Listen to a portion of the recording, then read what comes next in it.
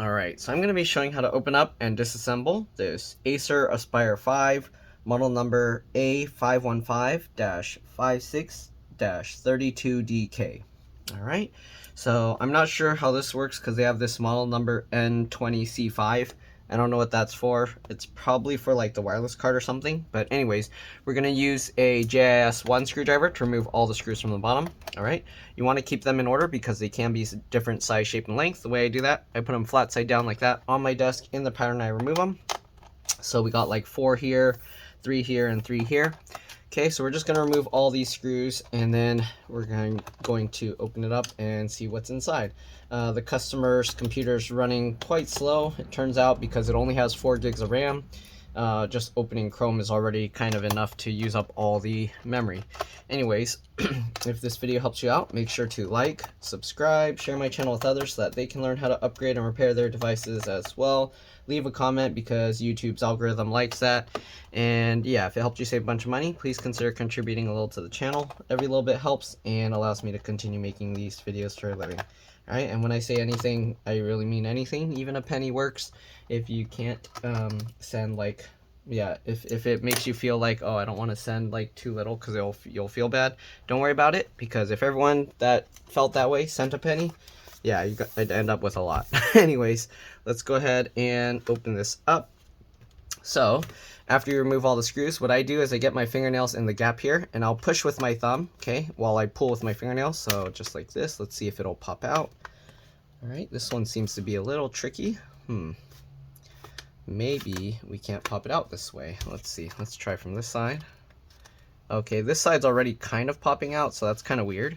You don't want to push on the touchpad because you don't want to push that into the laptop. So we're just going to go along here. Okay, you can see, there we go. We got it to pop out. Okay, so now that we got a portion of it popped out, you can use like a suction cup or something to help if you have a hard time getting to that. So you can kind of use a suction cup and help pull on this. Okay, you can see I got in there. And if you don't have fingernails, you can use plastic pry tools or something. But anyways, once I'm pulling this up, I slide my fingernail in here. Again, you can use pry tools. There we go. Then we'll rotate this over. We'll continue to the front. Again, while pulling up on it, just slide your fingernail or pry tool through there. And hopefully we can undo the clips. It looks like there's some clips stuck right here in the front. I'm not sure why these clips are so much stronger than the rest, but yeah, there we go. Okay, so we got that. Going to continue working our way up the side, all the way up here. Okay, it helps if you have longer fingernails. I cut them a little shorter than usual, and now they're kind of being difficult. And also it helps to kind of flex the case like this. So I have my fingers inside here while pushing down with my thumb to kind of pull it in, and that makes the case kind of pull inwards a little bit to make it easier to unclip. All right, this I believe doesn't have a clip, so you kind of have to skip over that and go over here, but that's going to be difficult. So what we're going to do is we're going to work our way down the back first like this. Okay, it helps also to sometimes kind of wiggle the case to kind of help pull it away from the clips, and there we go. Then this part, as I said, is a little more difficult, and there we go. There's the inside or the bottom of the cover. Okay. All right, here you can see the battery model number is right there, A515-56-32DK. Okay, battery is connected here with wings. There's adhesive over here. I'm not going to take it out, but basically you just pinch like this and you kind of just wiggle it and pull it out. Okay, it looks like the RAM that is included, the 4 gigs, is actually part of the motherboard, which really sucks because that means now you can only upgrade it with 1 stick. Maybe we can put like a 16 gig stick or something. This is DDR4 PC4 RAM. I'm not sure what speed it supports. It doesn't say here. The SSD is a M.2 PCIe NVMe. So if you want, you can upgrade that as well. It's only 128 gigs, very little. But if you're not using it for much, then that's perfectly fine. All right. These SSDs are getting pretty cheap now. I think you can get a 1 terabyte for about 60 bucks or so, maybe 70. Prices vary. Sometimes they're sale, so it might even be cheaper. You got the 1 speaker cable here. All right, you can pull that one out. The other speaker cable's here, attached to this daughter board. This daughter board has a USB port, headphone jack, and it looks like the indicator lights. All right, activity indicator lights. You got a slot here for a 2.5-inch SATA hard drive if you wanted to add one, and it came with the cable, so that's nice. I think it's actually plugged in right here.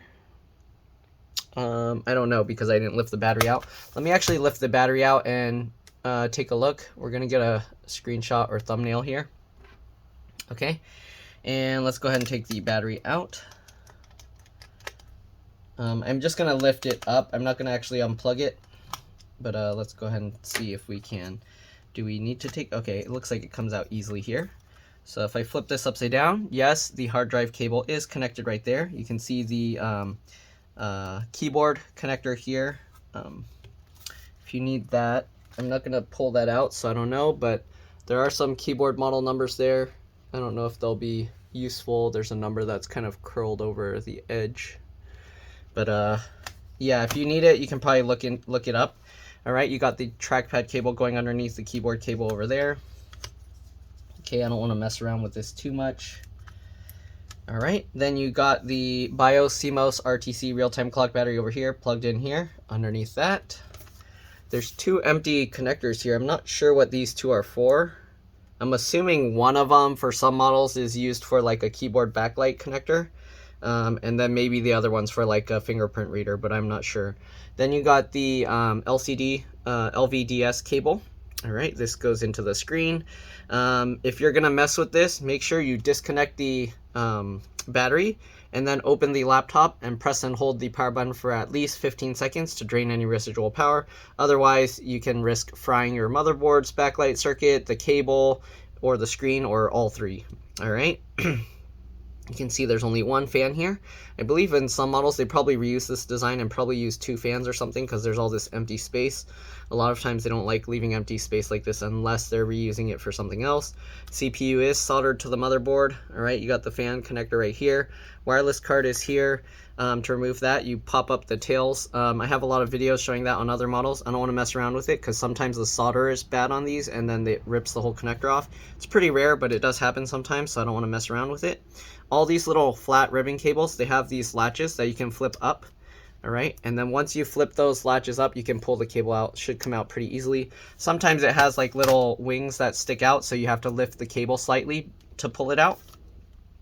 This one actually has like a sliding mechanism. You don't want to pull too far, so be careful if you take this out for the keyboard. You slide it down just slightly, and then it will stop, and then you can pull the cable out. And then when you put it back, make sure it's slid down, push the cable in, and then you can push it back up into place, okay?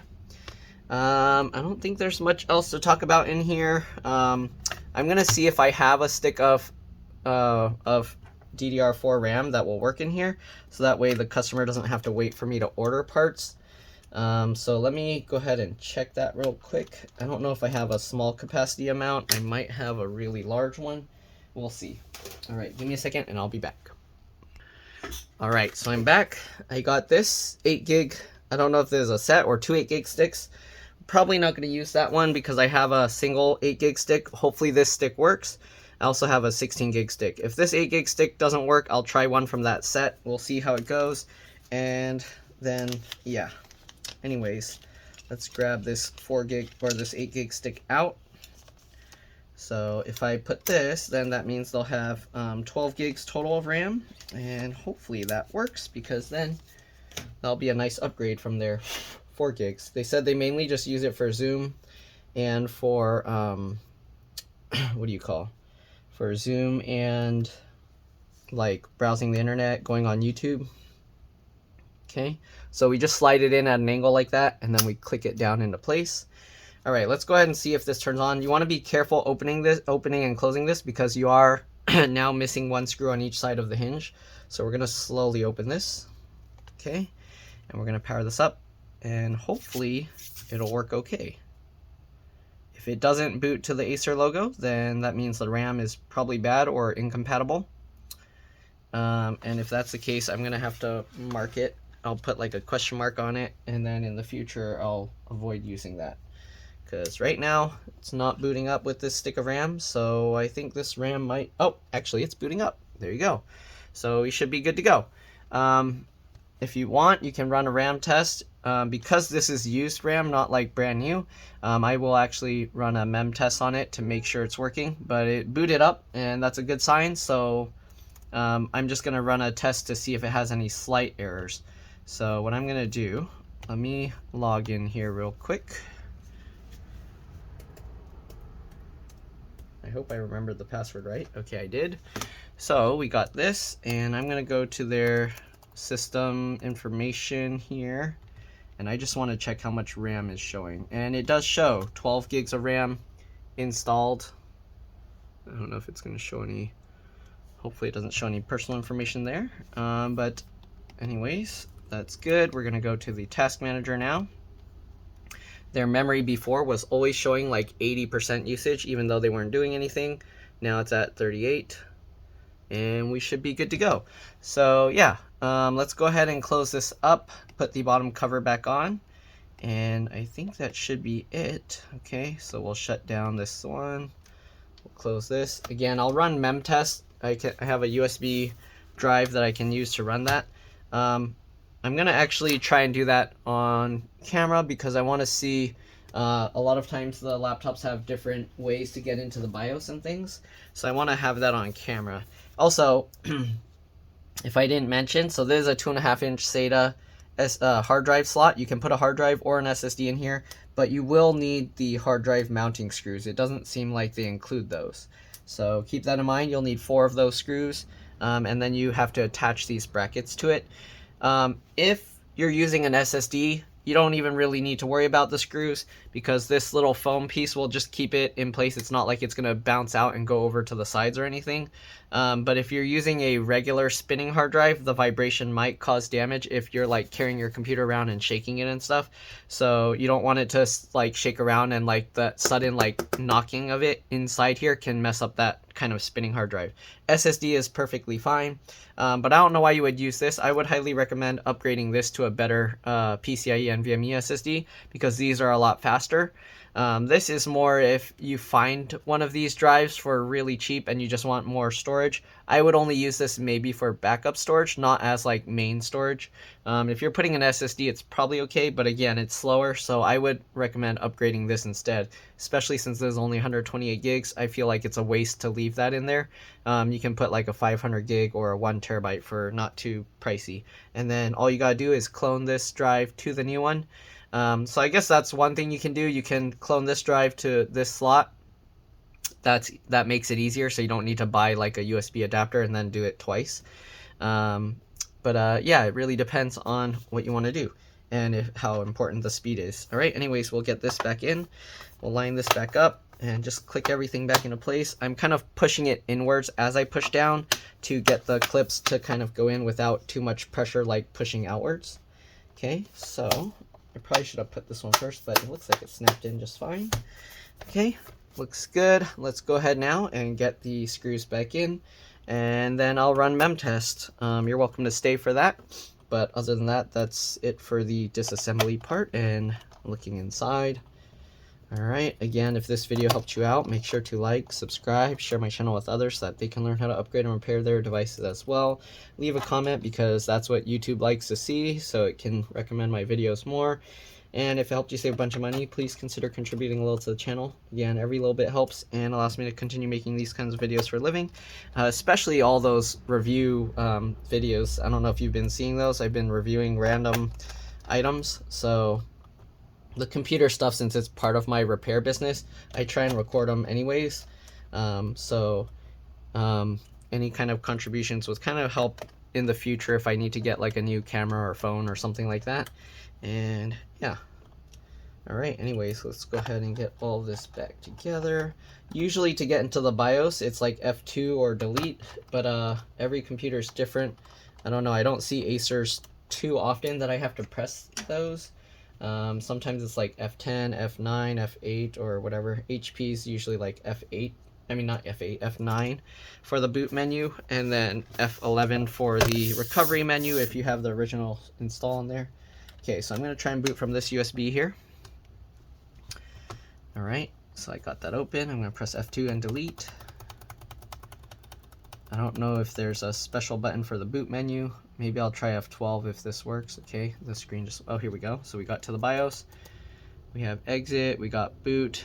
I can manually change the boot priority. It doesn't show my USB though, so actually it shows Milpitas Lite. So maybe that's actually my USB. So let me exit this and see if it actually boots from my USB right away. I'll actually try pressing F12 because sometimes that's the more default one.